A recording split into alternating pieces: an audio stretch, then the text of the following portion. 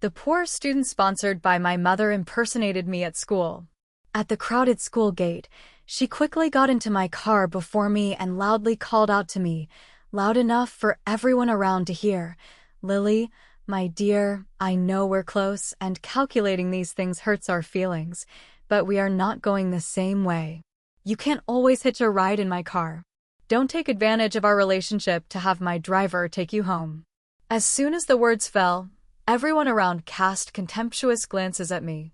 If it had been before, I would definitely have blushed with shame, not knowing how to respond. But unfortunately for her, I had just been reborn.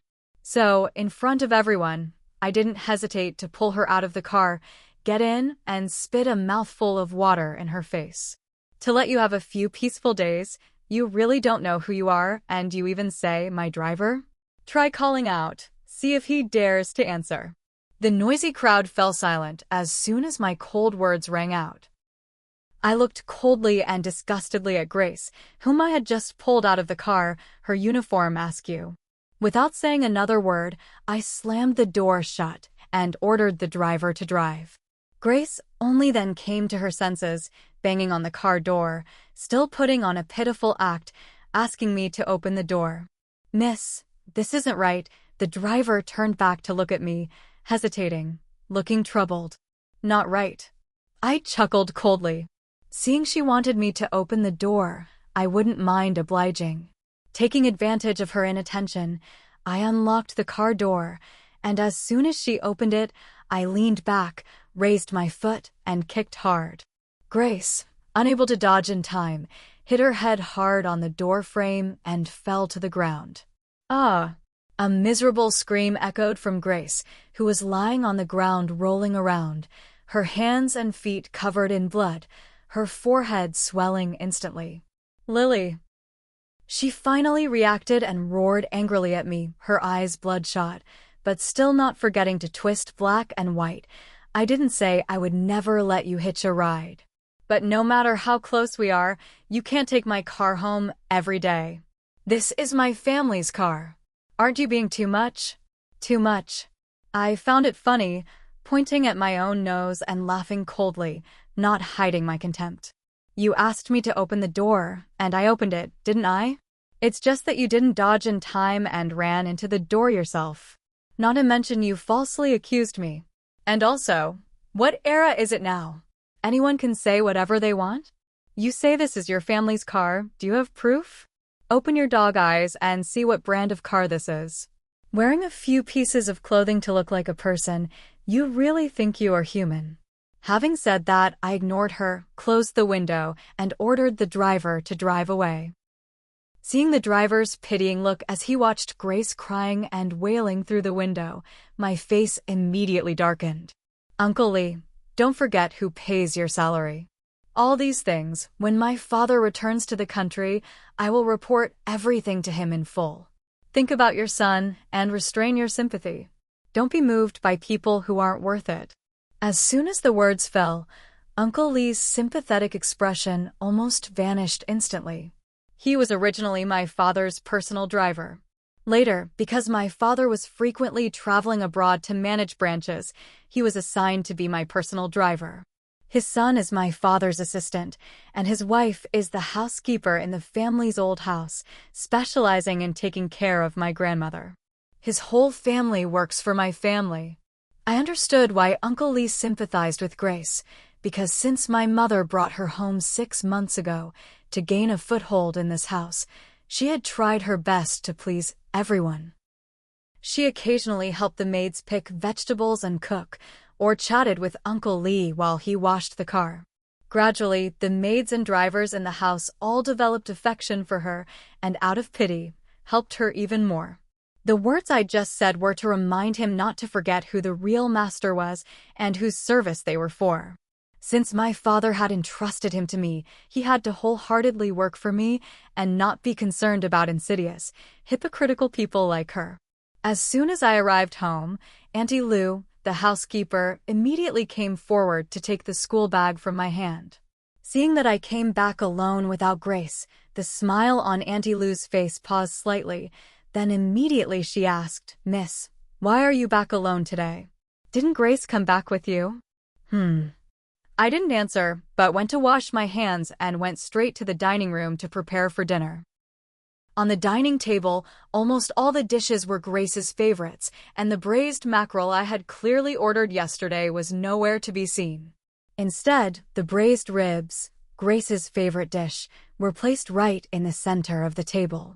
At that moment, I felt anger surge up. But Auntie Lou completely didn't notice my increasingly gloomy face. She ignored the driver's attempts to stop her and continued to chatter with me. Madam will probably be home late today. Miss, why don't you wait for Miss Grace to come back and eat together? Did Miss get angry with Grace again? Why can't you always get along with such a well-behaved child like Grace? Uncle Lee, quickly go back and pick up Grace, lest the child is not familiar with the roads and gets lost like last time. Auntie Lou kept nagging endlessly, clearly asking, but her tone was full of blame towards me. I tapped my fingers on the table, my eyes coldly looking at her, turning to urge Uncle Lee to pick up Grace. Shut up, stop talking. Seeing Auntie Lou's bewildered look, Uncle Lee couldn't help but whisper too quietly. Only then did I open my mouth, my voice calm, asking her, Auntie Lou, where's the braised mackerel that I asked you to make yesterday? Auntie Lou's body froze. Finally, she turned to look at me, stammering to explain that's because I went out a little late today, and the mackerel at the market was already sold out, so I couldn't make it today. If Miss wants to eat it, I'll make it tomorrow. This city is so small, is there only one market? I coldly interrupted, pointing out her lie. Went out late, mackerel sold out, then why aren't the ribs sold out? In the end, is it that there's no mackerel, or did you forget and didn't want to make it? Having said that, I picked up the plate of fragrant braised ribs on the table and poured it all into the trash can. I could bear it if they were just negligent, but it seemed that everyone in this house had forgotten who was the real master here. Auntie Lou, you listen to Grace so much, then from now on, let Grace pay your salary. I don't want to say it a second time. Clear away these dishes on the table for me. Today, I want to eat braised mackerel. If there isn't any, then you can pack up your things and retire early. Having said that, I turned and went upstairs.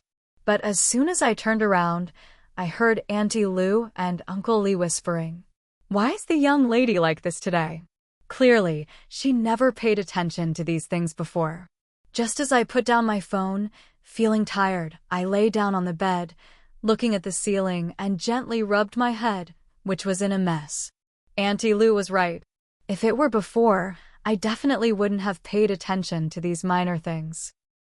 But at the school gate, when Grace took advantage of the crowd to quickly slip into my car and loudly called out, loud enough for everyone around to hear, "Lily, my dear, I know we are close. Being mindful of these things hurts our feelings. But we are not going the same way. You can't always hitch a ride in my car, taking advantage of our friendship to have my driver take you home." As soon as the words fell, contemptuous glances were simultaneously directed at me. If it had been before, I would definitely have blushed, flustered, not knowing how to react. But ironically, at that moment, I was reborn. In my previous life, she had impersonated my identity, intentionally embarrassed me in front of the crowd, chased me out of the car, making me become a shameless person who liked to take advantage.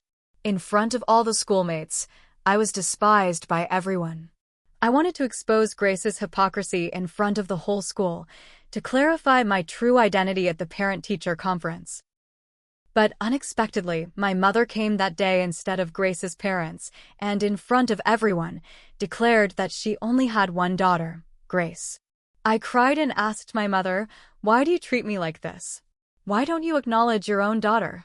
But my mother just waved her hand, explaining to everyone, "Who is her mother? She is just the daughter of my housekeeper. It's just that I saw she was pitiful, so I sponsored her, yet she still fantasizes about things that don't belong to her. Truly ungrateful." Those words were like a thunderbolt, instantly pushing me into hell. Relying on my mother's favoritism, Grace became even more unbridled, not only inciting those who flattered her to bully me at school, tormenting me to the point of near depression. I called my father, crying and telling him all my grievances. My father was so concerned that he rushed back from abroad, but unexpectedly, he encountered a plane crash. The only person who was still my support, my grandmother, upon hearing the news of my father's accident, fell from the stairs, hit her head, and died on the spot. I was underage, and all the assets in the house naturally fell into my mother's hands. Inheriting the entire company and my father's assets, my mother immediately adopted Grace to prevent me from gaining the support of the board of directors when I grew up. My mother and Grace colluded, fabricating that I had schizophrenia, and sent me to a mental hospital. Under their direction, I was tortured to death in the mental hospital. Before I died, I learned a shocking secret. The sufferings I had experienced in my previous life flashed before my eyes, scene by scene. I didn't need to question heaven and earth, because I had been given a second chance at life. My heart was already firm enough. Those who had hurt me, I would make them pay, each and every one. Those who had loved me, I would protect them, so they wouldn't suffer the tragic fate of my previous life. I didn't know how long it had been, but the door of the room rang with a knock. Auntie Lou hesitantly called me downstairs to eat. On the dining table, my favorite braised mackerel was placed in the center, and the other dishes on the table had also been changed, mostly seafood, my favorite. Auntie Lou looked at me cautiously, forcing a smile to please me, calling me young Mississippi. I said nothing, not even bothering to glance at her, just sat down at the table and began to enjoy the meal. The taste of braised mackerel melted in my mouth, carrying a hint of the sea, salty and sweet, both rich and delicious. Piece by piece, even though it was just a familiar dish that I could always eat, in my previous life, I had to lose a lifetime to eat it. Just because Grace was allergic to seafood, since she was brought into the Lin family, seafood no longer appeared on the dining table. But why? The owner of this house originally didn't have the surname Grace. In my previous life, I couldn't eat it, but in this life, I have eaten it. From today onwards, the debts of my previous life, I will realize them step by step, one by one. When my mother brought Grace back from the hospital, the first scene she saw was me sitting and eating happily amidst a table full of seafood. The moment she smelled the seafood, Grace's face turned pale. She staggered and pretended to cover her mouth, trying to suppress her nausea, looking apologetic as she glanced at my mother and said softly, apologizing for not being able to restrain herself. My mother was already angry because of the incident of me injuring Grace. Seeing this, her anger flared up even more. She rushed over, not caring that I was eating, and overturned all the seafood dishes on the table to the ground. Eat, eat, eat. Your guts are getting bigger, aren't they? You made Grace like this, and you still have the face to sit here eating and drinking? You even dare to eat seafood in the house. Are you selfish? Don't you know Grace is allergic to seafood? What does her allergy to seafood have to do with me? I looked up, looking directly into my mother's eyes. In my previous life, my mother always said in front of others that I had a bad, arrogant personality, not as well behaved as Grace, to win over Grandma. I always appeared humble, not competitive, but was still scolded by her as hypocritical and scheming. So, if no matter what I did, I couldn't please her, then this time, I would let her see what my true young Miss personality was really like. I aimed directly at my target, and through half a crab I was eating towards Grace, hitting her right in the face, causing her to jump and scream. I laughed coldly, full of disdain, looking at her, a poor wretch who came begging for food. What gives you the right to demand that I, the young miss of the Lin family, should yield to you? What are you? Giving you a bit of leftover food is already giving you face. Yet you complain and grumble every day, thinking you are some important figure in this house. Look in the mirror and see if you are worthy. I leaned lazily against the back of the chair, speaking the complete truth. Yet Grace appeared to be extremely aggrieved, her eyes reddening, crying silently. But I fully understood that behind that pitiful exterior was a resentment that was about to erupt. I never expected to give birth to such an unfilial child like you. Apologize to me." My mother roared, her voice sharp to the point of hurting my eardrums. But I remained silent, my sharp gaze sweeping across her and Grace, as if wanting to ask, "Did I say anything wrong? Mom, Auntie, please." At this time, Grace took a step forward, pulling at my mother's clothes, her eyes red, saying, "Young Miss is right. After all, even though you sponsor me, I can never be as fortunate as young Miss, born to enjoy blessings. I am an outsider, only worthy of eating leftovers." Having said that, she bent down to pick up the half-eaten crab I had thrown, her eyes revealing determination. Ignoring my mother's attempts to stop her, she stuffed it into her mouth, truly disgusting. I frowned, unable to help but admire her ruthlessness. To gain a firm foothold in this family, to create conflict between me and my mother, making my mother feel sorry for her, she really stopped at nothing. It was just that she was wrong on one point. The relationship between me and my mother had long been beyond anyone's ability to disrupt, because since I was conscious, I had never received a shred of love from her. In the past, I had wondered if there was any mother who didn't love her own child, until before I died, when I learned the truth, I understood the real reason. Karen, the woman I had called mother for 17 years, was not my biological mother. Grace. My mother was almost panicked, quickly pulling the crab from Grace's mouth. Seeing Grace's tearful eyes, she immediately hugged her into her arms, comforting her nonstop.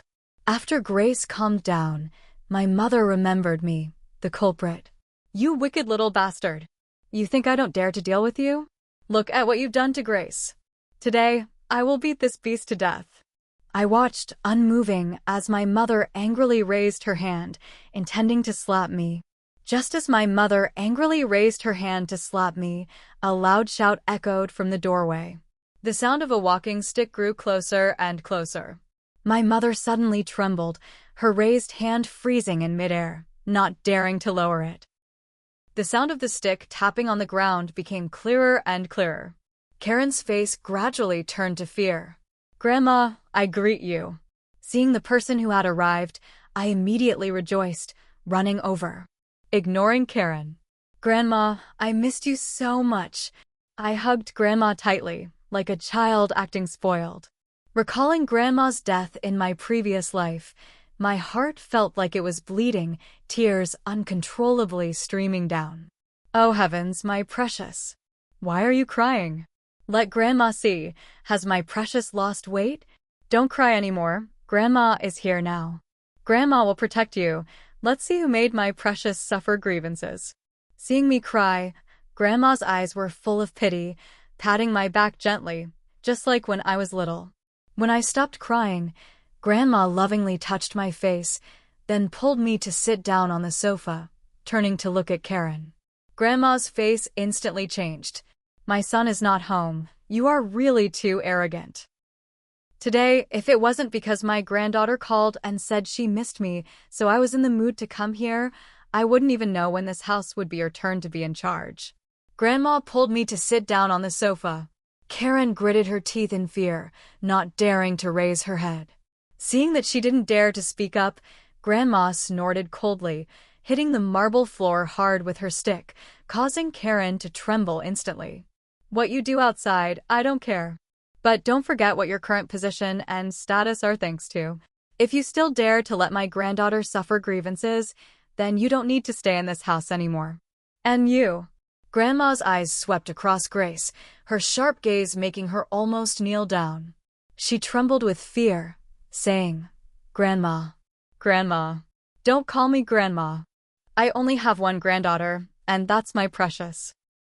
Grandma showed obvious disdain, coldly saying, "I heard that at school, you impersonated the identity of the young miss of the Lin family."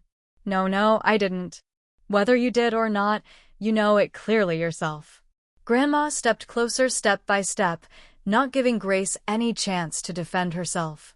Another cold snort came out, cold sweat from Grace's forehead already running down her cheeks. After my grandfather passed away, when my father was only in his teens, the Lin family's enormous industry fell into Grandma's hands. Before my father was capable of taking over, Lin Corporation was personally managed by Grandma. At that time, Lin Corporation was not as strong as it is now. Grandma had to bear countless pressures, leading the company through difficulties to achieve the resounding success it has today, with extraordinary means and courage. She was a person that not everyone could confront. Even now that she was older, just one look from her was enough to make people tremble. Today, I will say it frankly here. The Lin family only has one young miss, and in the future, there will only be one heir Lily. Some people, if they intend to play petty tricks, it's best to know clearly whether they have enough qualifications to confront this old woman. If I still find out that anyone has any malicious intentions that make my Lily suffer grievances, then don't blame me for not being polite. Having said that, Grandma took my hand and stood up, turning back to instruct Auntie Lou behind her. Pack up my things, I will stay here for a while. I want to see who exactly dares to act recklessly right in front of my eyes. Grandma stayed at home from that day onwards, and just the day after, she forcefully replaced all the maids in the house, except for Uncle Lee. Karen's and Grace's faces turned almost green because they had spent so much effort to win over the people working in the house. Now, all their efforts had gone down the drain. Karen was so angry that she gritted her teeth, wanting to lose her temper, but didn't dare because she was always under Grandma's watchful eyes, not daring to act or speak rashly. Grace was even more miserable. For a long time, she had relied on my mother's favoritism to be arrogant and domineering both at home and at school. But now, even my mother was busy avoiding her, using the excuse of going to film to not come home. Her identity, which was already strained, now became even more adrift. The new maids only listened to my orders, and Uncle Lee, after my reminder that day, also didn't dare to have much contact with her, fearing that it would displease me. Now, Grace was just like an invisible person in this house. Food and drink were not lacking, but she had completely lost the treatment as a young miss. But that was originally the reasonable treatment, wasn't it? She was just a poor student helped by the Lin family. How dare she demand to enjoy blessings like a princess? Ambitious as Grace was, she definitely thought of changing the situation. But no matter how she tried to please Grandma, her clumsy tricks completely couldn't get past Grandma's eyes.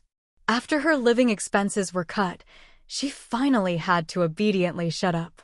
A period of quiet extended. This was probably the most comfortable time I had ever had in both lives. Without any more troubles and annoying people, I could focus on reviewing for the upcoming monthly exams, not being disturbed like in my previous life. In the first monthly exam, I still maintained the top position. After the monthly exam was the first parent-teacher conference of the school year. Different from my previous life, I no longer had hoped that Karen would attend my conference, because I knew clearly that she would never want to acknowledge me as her daughter. On the day of the parent-teacher conference, I was assigned by the homeroom teacher to stand at the classroom door to guide parents and collect signatures. From afar, I heard the noise growing closer and closer. Did you see? Just now, I saw actress Karen leading Grace at the school gate. So Grace is really actress Karen's daughter, the young miss of Lin Group.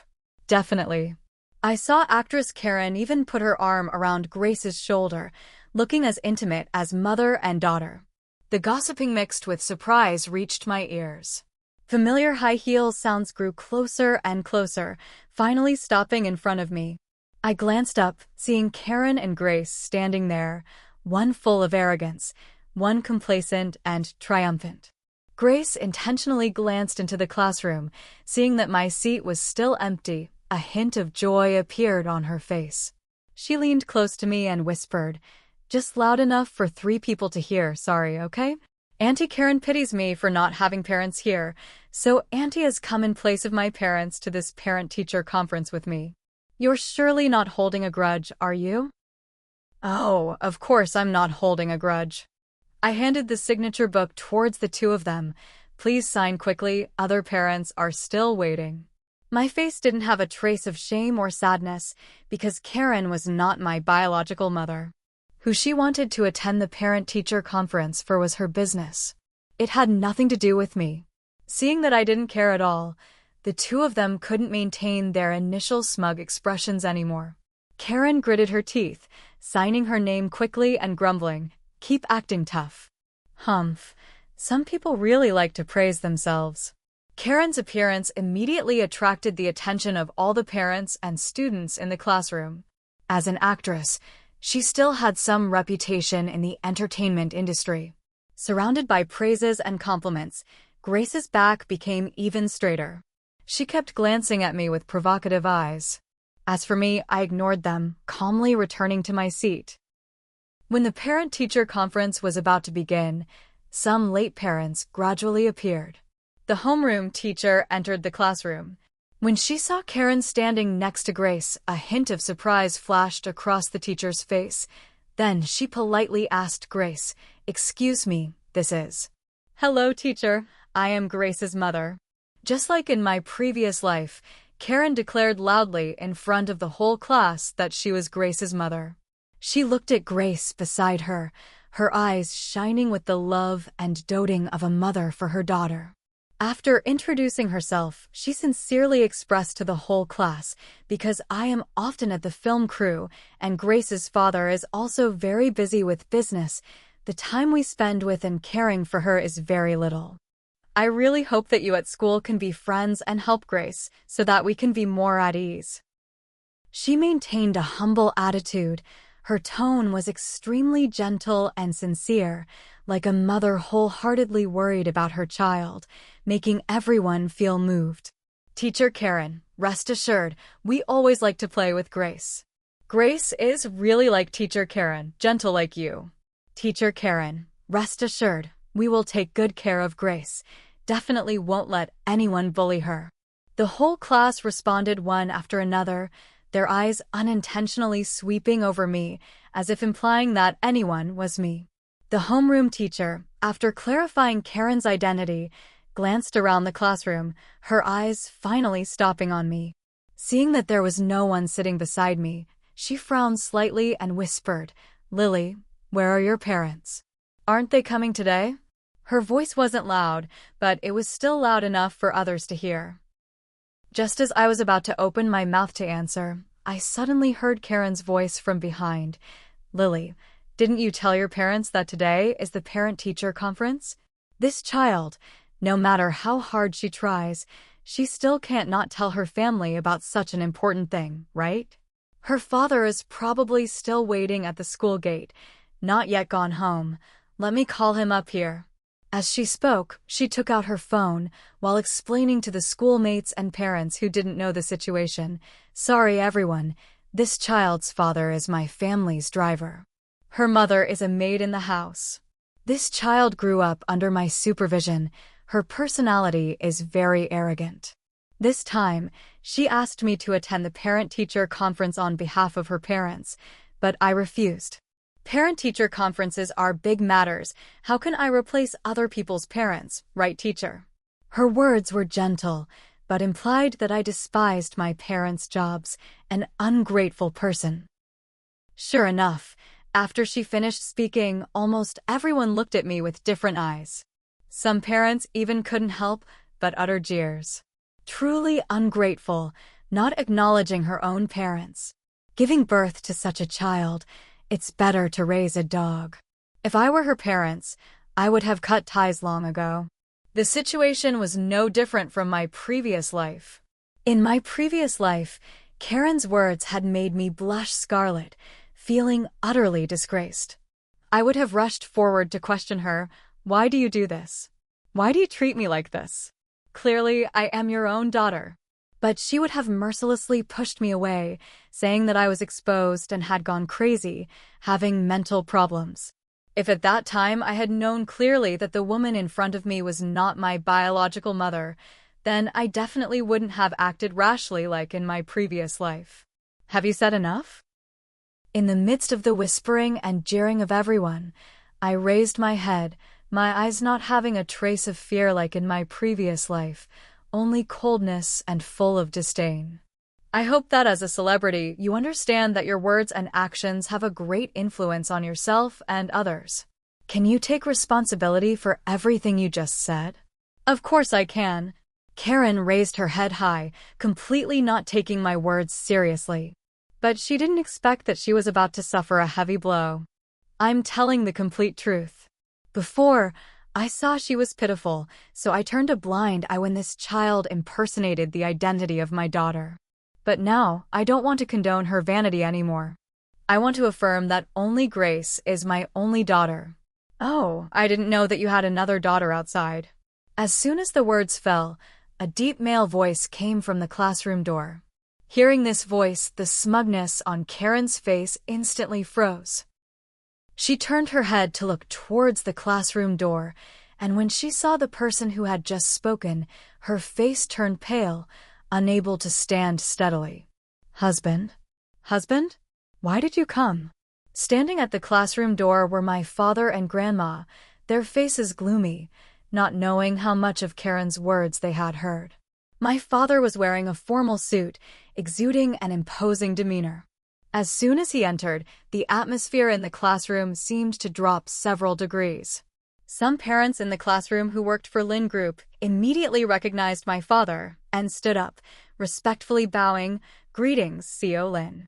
My father nodded in response, then walked with Grandma to the seats near me and sat down. And who are you? The homeroom teacher couldn't help but stammer when she saw my father with such an imposing presence. I am Lily's father, John Lin.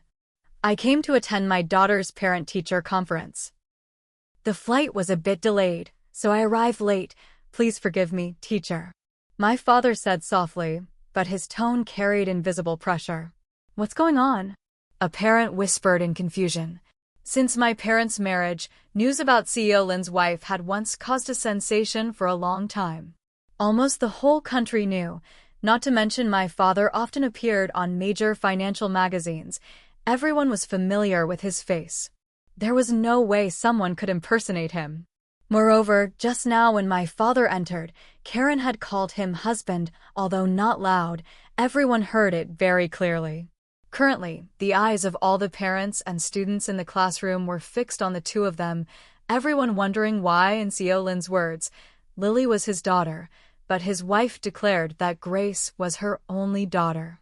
The homeroom teacher was tense, hurriedly calming everyone down, and then began the parent-teacher conference.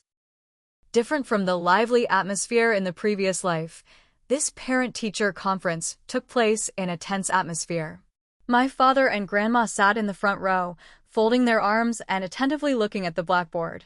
Their faces were no different from evaluating someone's ability and work report, making the homeroom teacher also tense to the point of sweating, almost crying.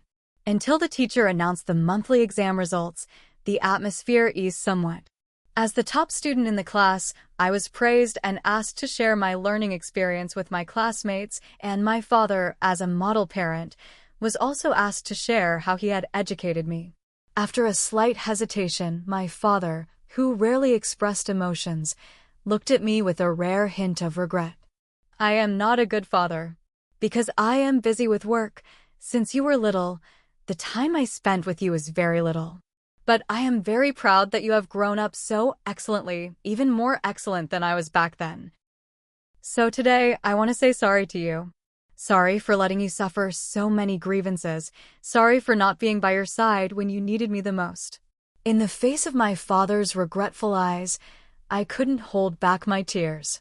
In my heart, many emotions surged, both respect and understanding, but also a bit of resentment. I understood that his busyness was to shoulder a whole company for thousands of employees and their families. But that didn't stop the feeling of resentment. When I was little, seeing my friends being picked up and dropped off every day, I always wondered why he couldn't be by my side. But then, all that resentment also vanished in the moment he boarded the plane that crashed, to rush back to my side when he knew I was being bullied. Dad, I don't blame you. I took my father's large and warm hands, hands that had sheltered and protected me and the whole family. Many parents were moved by the scene. It seemed they had forgotten the farce that Karen and Grace had just caused. After that, my father and I returned to our seats, and the teacher continued to announce the results of other students. When reading Grace's name at the bottom of the list, the teacher couldn't restrain herself and slammed the grade book heavily on the desk. "Grace, who is your mother?" The teacher's eyes coldly looked at Karen, her contempt obvious. As a veteran teacher, she recognized Karen's intention from the beginning, which was to smear me. An adult intentionally targeting a child, this made her unable to accept. Grace's scores this time are ranked last in the whole grade. Just her alone has dragged down the class's performance. Do you know this is a top class? Grace was transferred here, so please parents spend more time on her studies. Parents should also set an example. Don't let children get lost in trivial matters. If by the end of the semester her scores are still like this, I will report to the principal to transfer her to a more suitable environment. The teacher's voice was cold and sharp.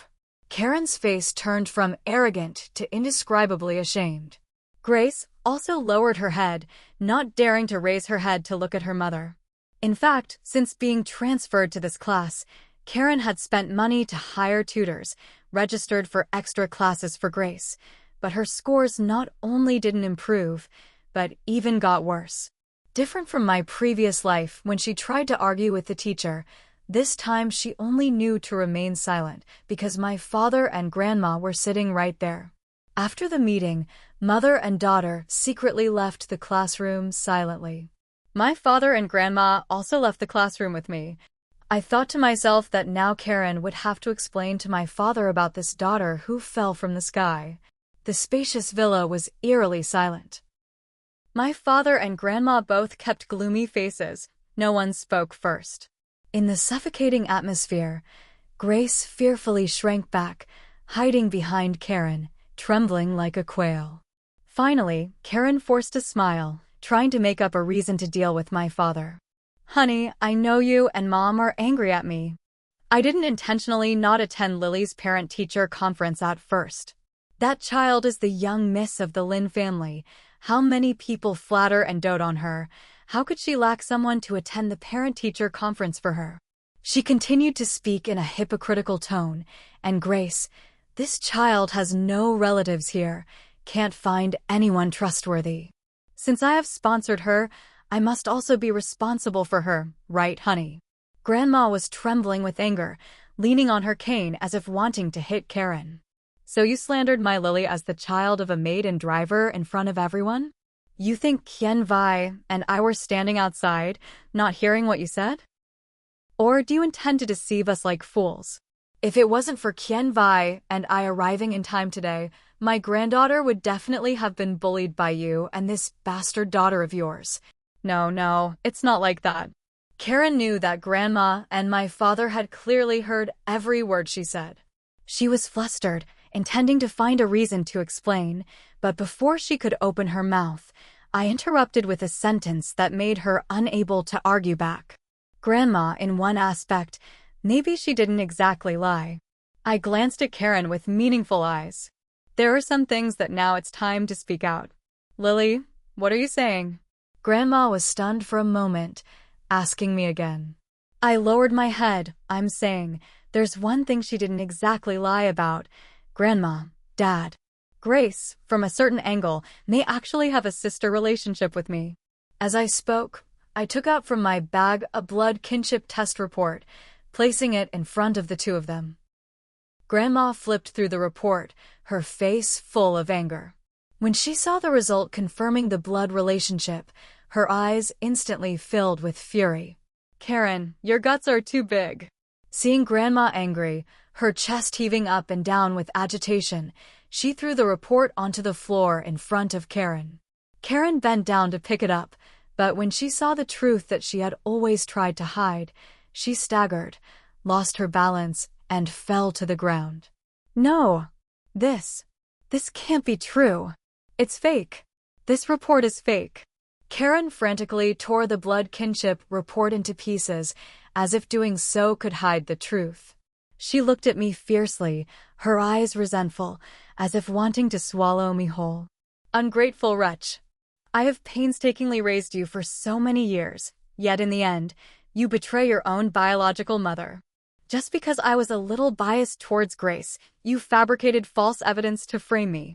What exactly is your intention? Enough. I felt everything was truly meaningless. It had come to this point, yet Karen was still stubbornly refusing to wake up. What's the need for this? I know you are not my biological mother.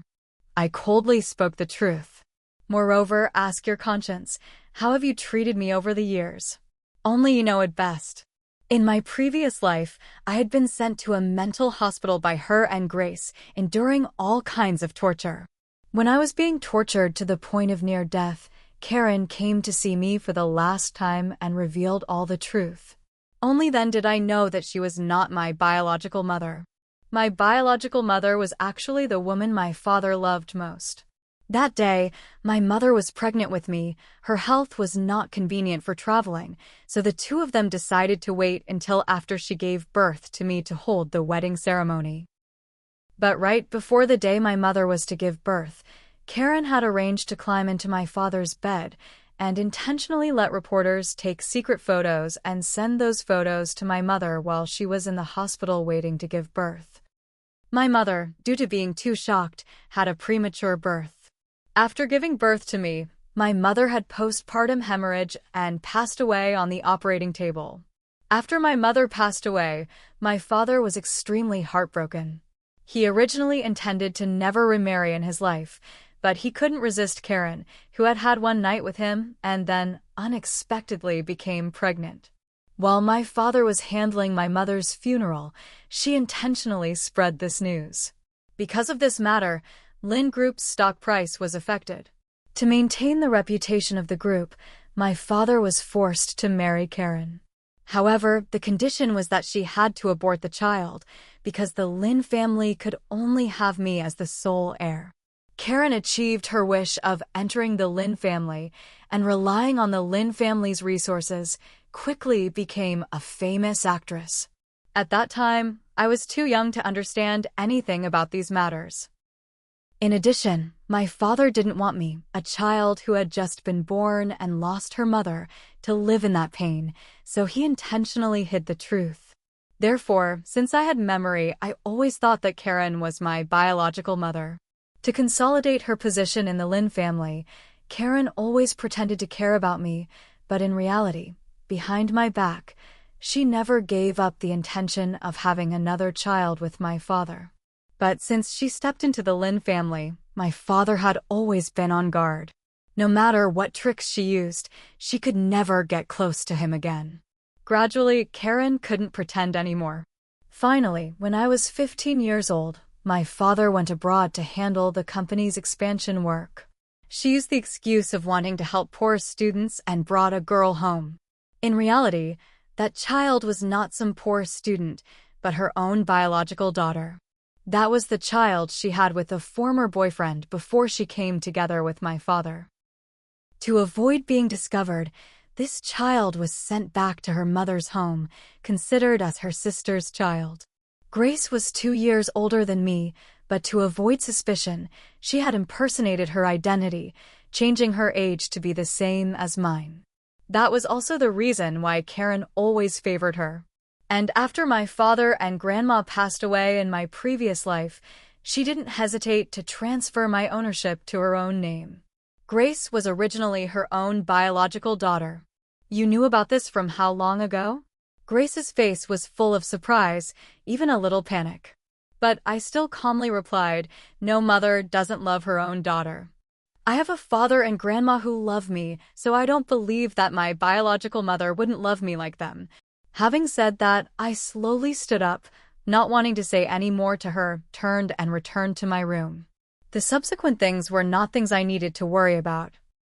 I really wanted to personally avenge my biological mother, who had been harmed to death by her.